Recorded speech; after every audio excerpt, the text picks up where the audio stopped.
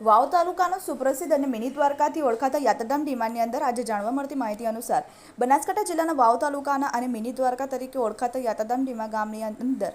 બિરાજમાન ધરણીધર ભગવાનના મંદિર અને બાજુમાં આવેલ ઢીમણનાગ દાદાના મંદિરમાં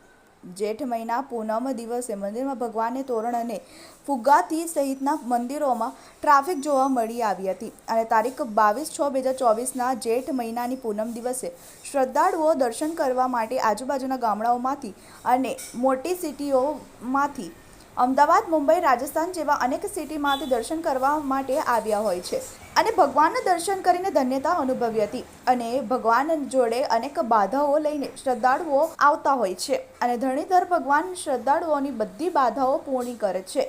ધરણીધર ભગવાન અને ઢીમણનાગ દાદાના મુખ્ય રસ્તા પર ટ્રાફિક જેવા તસવીર સામે આવી રહ્યા હતા. વાવ પોલીસ સ્ટેશન પીએસઆઈ શ્રી એજી રબારી સાહેબ અને જીઆરડીના જવાનો ખડે પગે ઊભા રહીને પોતાની ફરજ બજાવી હતી. Bureau report, TV eighteen news, Banaskantha.